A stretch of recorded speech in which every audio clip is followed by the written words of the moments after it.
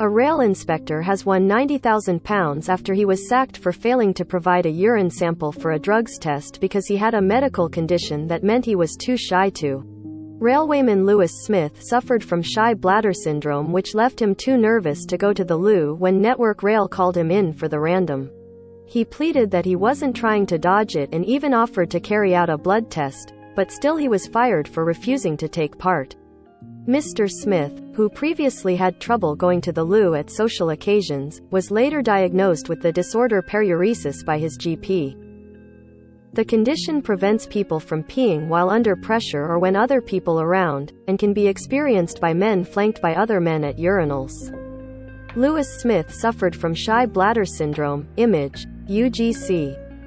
Mr. Smith, who worked for Network Rail for 9 years and managed a team of 12 in a safety-critical role, successfully sued his former employer for unfair dismissal at an employment tribunal. But now, after Network Rail ignored the tribunal's order to reinstate Mr. Smith, claiming he found a loophole to escape drug testing, the firm has been ordered to pay him almost £90,000. The tribunal heard Mr. Smith, based at Network Rail's depot in Havant, Hants, first joined as an apprentice in 2010 and worked his way up the company, enjoying a successful career. He had previously been inconvenienced while trying to wee but had been able to provide a urine sample for a drugs test years before, the tribunal in Southampton, Hants, heard. In July 2019, he and other colleagues were called to a drug and alcohol test on a hunch. A tribunal report said, Mr. Smith had informed the testing officer that he sometimes had difficulty with providing urine and had offered to undertake other tests, including a blood test, in place of providing a urine sample. Pub landlord branded out of touch for hosting topless barmaid night defends event. Teen who spent years with neck stuck at 90-degree angle has life-changing surgery. He had not sought to evade providing a urine sample. He was unable to do so because of an undiagnosed medical condition. It added, he had been inconvenienced on a few social occasions over a number of years, but had been able to provide a urine sample in a screening test Thotha had undertaken some years before. He had no reason to believe that this would impact on the safe performance of his job. His GP's diagnosis confirmed that he was suffering from periuresis, shy bladder syndrome, and that this had prevented him from providing a sample to the testing officer. He was sacked in October 2019 despite there being no evidence of culpable and blameworthy conduct.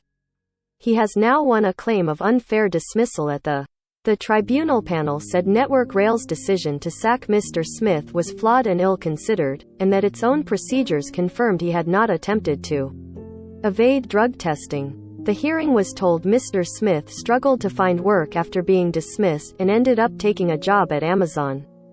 Asking to get his old job back, he said he wanted to continue his career as a railwayman and will be effectively locked out of such a career unless he is reinstated, or re-engaged, by Network Rail policy. Most read. Ukraine-Russia war live. Chernobyl hit by sabotage as second nuclear plant under threat.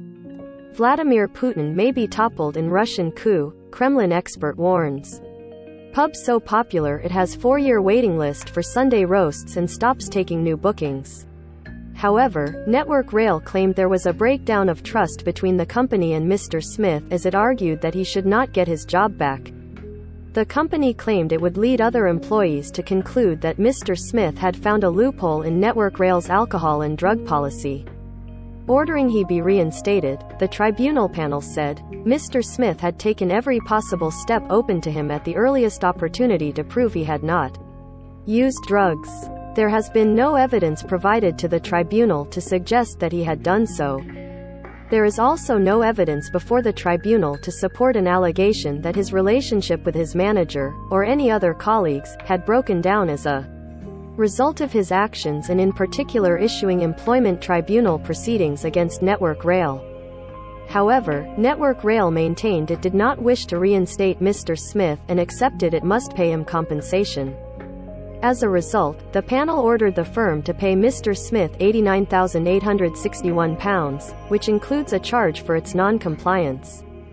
Of the £89,861, Mr. Smith received £58,886 for compensation, £27,300 as an additional award, and £3,675 as a basic award. Read more. Beautician who was fired 11 days after announcing pregnancy wins tribunal case. Read more. Peacock's workers win £230,000 in landmark court case on redundancy pay.